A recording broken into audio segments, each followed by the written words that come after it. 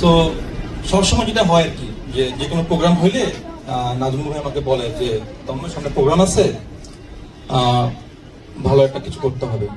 তো আমি বললাম যে ভাই ঠিক আছে, কিছু করলাম। তো ভাই বলছে না দেখো, গতবার তো আমার ওভাবে আমার সুপারভাইজেশনের প্রোগ্রাম ছিল না, সো এবার কিন্তু আমার সুপারভাইজেশনের প্রোগ্রাম আছে, সো তোমাকে অডিশন দিতে হবে। তাই আমি বললাম যে ভাই অডিশন দিতে হবে, ফাইন, আসবো অডিশন দিতে। সো ডাকলো অডিশন দিতে গেলাম। তো বলে হ্যাঁ তন্ময় স্টার্ট করো। তো আমি শুরু করলাম, হে মুমিনগণ, আপনারা সবাই 5 ওয়াক্ত মানে কি তুমি তুমি মানে এটা করতেছো কি? আমি বললাম ভাই এবার সদুল স্যার আছে, আপনি কি ভাবছেন আমি ভাড়ামি করবো? আমি স্ট্যান্ড আপ কমেডি করবো? আমার কি খেয়ে দেওয়ার কোনো কাম নাই? মানে আমার কি জবের উপর কোনো ভয় নাই? এসব করবো, পরে স্যার আমাকে টাকা দিবে, দরকার আছে? তার চেয়ে ইসলামিক আলোচনা করি, ওইটাই বেটার। তো স্যার বলতো, স্যার আমি নাজমুল বলতেছে আচ্ছা ঠিক আছে দেখো কি করবা, দেখি বুঝতেছি নাজমুল ভয়ে আছে আসলে। তো আমরা সবাই আজকে এখানে কাচ্চিটা অসাধারণ ছিল, থ্যাঙ্কস নাজমুল ভাই। তো সবাই ক্যান্টিনে খাইছি, কাচ্চি খাইছি, ভালো লাগছে, ক্যান্টিনটাকে খুব ভালো লাগছে। বাট ক্যান্টিনের হিস্ট্রিটা কিন্তু ঠিক এরকম না। বিশেষ করে যেদিন বিফ দেয়, বিশাল লাইন থাকে, সবার মধ্যে খুব এক্সাইটমেন্ট কাজ করে, যত গরিব পোলাপেন আছে সব চলে আসে, এসে লাইনের মধ্যে দাঁড়ায় 2 টুকরা বিফের জন্য আর 4 টুকরা হাড্ডি।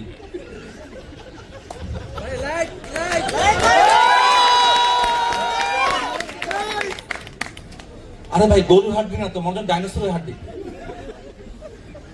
মানে এইগুলা চাবাইতে চাবাইতে পোলাপেনের দাঁত ব্রিক ফিল্ডের মতো হয়ে গেছে, ব্রিকের মেশিন আছে না ওরকম হয়ে গেছে। আর যে সময় মোমেন্টে দেয় ওই সময় তো কাপাকাপি, যে তুলতেছে 7 টুকরা প্লেটে পড়লো 2 টুকরা, কি ম্যাজিক, মানে কি ম্যাজিক। আর আমরাও কম না, আমরা প্লেট কনফিউজ করি, আমার মানে ভিখারি ভিখারি ভাব নেই যে খাই না অনেকদিন একটু দেন। সো ওদের মন করে না, তারপর 4 পিস হাড্ডি পড়বেই।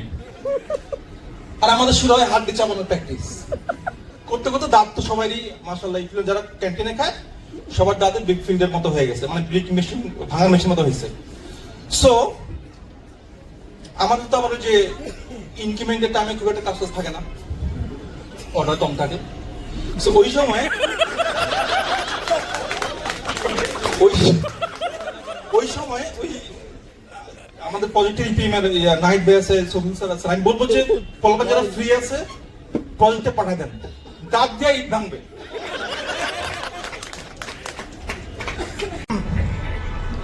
তো এরপরে দেশের অবস্থা খুবই গরম সব দিক দিয়ে, রাজনৈতিক আদার্স ইস্যুতে। তো রিসেন্টলি আমাদের ফেরদৌস ভাইয়ের 20 ইয়ার্স প্রোগ্রাম হয়েছে, রাইট, 20 ইয়ার্স। ভাই যে লেভেলের লোক সমাগম করছে ওনার কনফারেন্স রুমে, স্যাররা জানে, মানে কান্দের উপর কান্দে উঠে পারলে তারপর লোক জায়গা হয় না। 12 ফোর বোর্ড রুম, আমাদের মঞ্জুর ভাই দাওয়াত পাইছিল, সুনিয়ার লাল পায় না, ছোট একটা মানুষ তো তাই না, উনি চলে আসছে ভাই দাওয়াত পাইছিলেন বলে ভাই টান পাইতেছে এত এত লোক। তো এত লোক কিভাবে হইলো? খুব ভালো জিনিস, ভালো একটা ক্রেডিট। এত লোক হয়েছে একটা 12 জনের 24 জনের সিটিং অ্যারেঞ্জমেন্টে 47 জন। তারেক রহমান কল দিচ্ছেন ফেরদৌস যে হ্যাঁ তারেক, আর আমি তারেক বলছি ফেরদৌস কি অবস্থা? বলছে ভাই সাপ্লাইয়ের পেমেন্ট তেমন এখানে চাই না, সাপ্লাই কেন আপনারা না, আমি বিএনপির তারেক বলতেছি। হ্যাঁ স্যার কল দিয়েছেন, লন্ডন থেকে কল দিয়েছেন, কাই নাকি? বলেন আমি দেশে আসবো তো ভাবতেছি তুমি যদি একটু লোক সমাগম ব্যবস্থা করতে।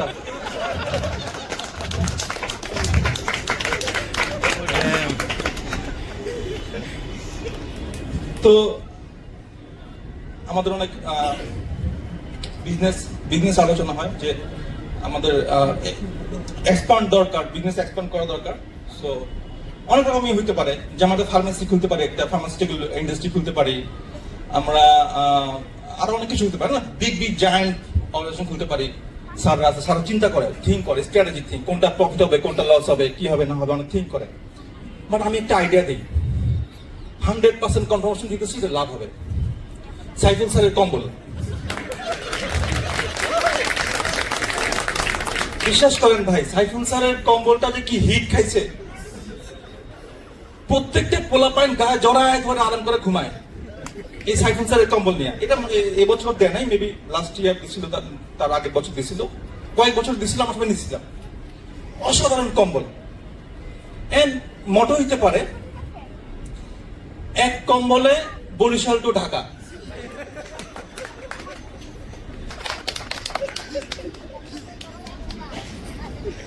So, আমাদের কিছু অডিয়েন্স থেকে আমি কোশ্চেন নিছি, আমাদের এতক্ষণ ধরে অডিয়েন্স ছিল।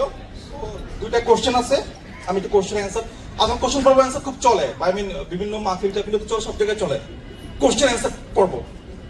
সো এই কোশ্চেন অ্যান্সার পর্ব একদিন কোশ্চেন করছেন মার্চেন্ডাইজিং থেকে, মার্চেন্ডাইজ থেকে জরিনা। সে কোশ্চেন করছে যে আমি টেক্সটাইল নিটিং ডিপার্টমেন্টের মতিনের প্রেমে পড়ছি, সো আমার এখন কি করা উচিত? জরিনা, আই মিন তুমি ফেব্রিক্স ঠিক মতো পাও না, তাই বলে কি তুমি এই মানে একদম পুরো লাইফ ছিল লাইফে শেষ করে দিবা? আমি বুঝি তোমার কষ্টটা, বুঝি তুমি যেমন ফেব্রিক্সটা পাও না, আমি তোমার কষ্টটা বুঝি, বাট এসব এসব চিন্তা ভাবনা তুমি করো না। এসব চিন্তা ভাবনা বাদ দিয়ে তুমি ঠিক মতো কাজ করো, ইনশাল্লাহ ফেব্রিক্স পাবা। বিষয় করা লাগবে না বা প্রিন্ট করা লাগবে না।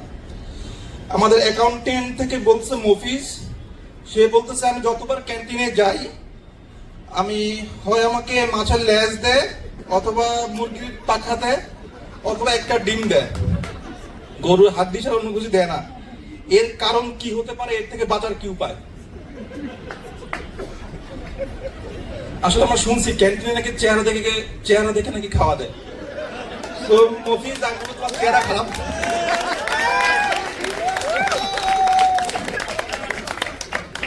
তোমার চেহারা খারাপ, সো তুমি গ্রুমিং করো, জিম টিম করো, বডি বানাও, চেহারা ফর্সা করো, সুন্দর করো, ইনশাল্লাহ তোমাকে ডাবল পিস মাংস দিবে।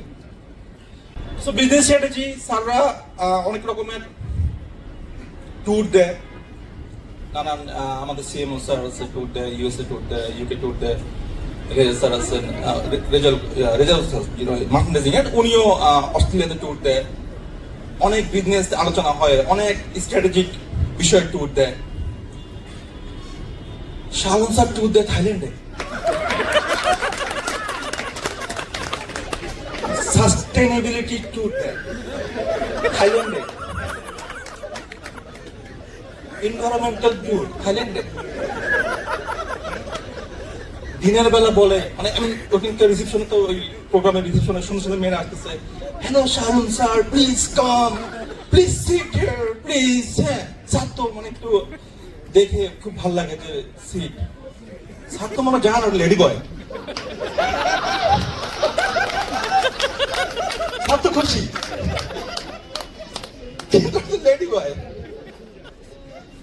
তো আমি একদিন দেখি আমাদের যে রেজা স্যার মার্চেন্ডাইজিং এর, হ্যাঁ স্যার আছেন, খুব আফসোস করতেছে, দূর আমাদের খালি কোম্পানি অস্ট্রেলিয়া পাঠায়, থাইল্যান্ড যেখানে পাঠায় না। মানে থাইল্যান্ড যাওয়ার কিন্তু সাধ্যের ক্যাপাসিটি আছে আলহামদুলিল্লাহ, কিন্তু ফ্যামিলি নিয়ে যাওয়া লাগে, বউ বাচ্চা নিয়ে যাওয়া লাগে, ফ্যামিলি ট্যুর।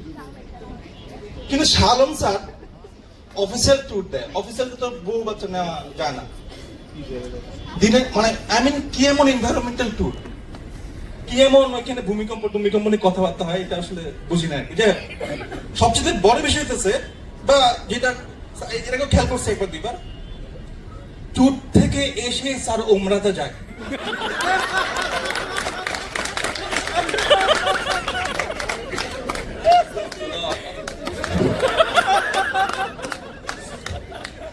কিছু ভুল পাবেন না, আসলে রাস্তাঘাটে চোখে চোখ কি দেখতেছে না দেখতেছে, চোখের ইয়ে নষ্ট হয়, তো আমাদের যাওয়া লাগে, আসলে কিছু করার নাই। তো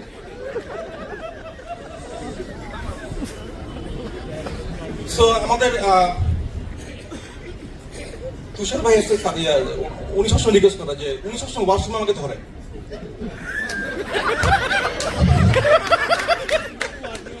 মানে আমাদের স্ট্র্যাটেজিক আলোচনা ওয়াশরুমে হয়। আমার মাথা খোলা, আমার উপরের অংশ মাথাটা খোলা থাকার সময় খুব মানে আমার স্ট্র্যাটেজি আলোচনা মাথা খুলে আর উনি খুলে স্ট্র্যাটেজি আলোচনা করে। তো উনি, আমি ভাইকে বলতেছি, ভাই এই যে আপনারা এইচআরে একটু মানে খুব জুনিয়র পোলাপাই রিক্রুট দেন, আমার তো লজ্জা লাগে, আমার তো বয়স্ক লাগে নিজেদেরকে। তন্ময় বলো না, নেক্সট টাইম প্ল্যান আছে আমরা হসপিটালে ক্যাম্পেইন চালাবো, ইউনিভার্সিটির না, নতুন যে বাচ্চাগুলো জন্ম হবে ওখান থেকে আমরা রিক্রুটমেন্ট প্ল্যান করব।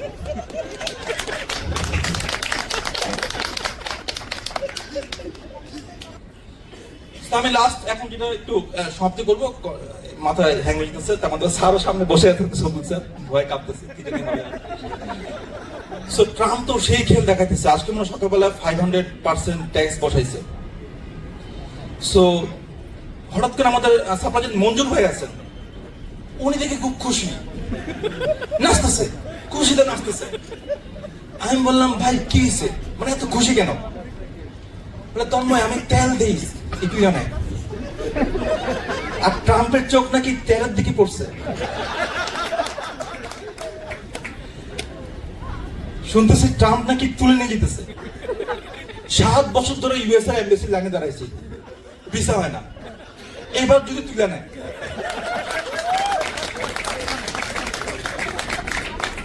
সো এলন মাস্কের যে আমাদের আছে নেটওয়ার্ক আছে, সেটার মাধ্যমে ট্রাম্পের কাছে গেছে মেসেজটা যে ইপিলনে তেল আছে। কোথায় তেল আছে? মেইনলি টেক্সটাইলে তেল আছে।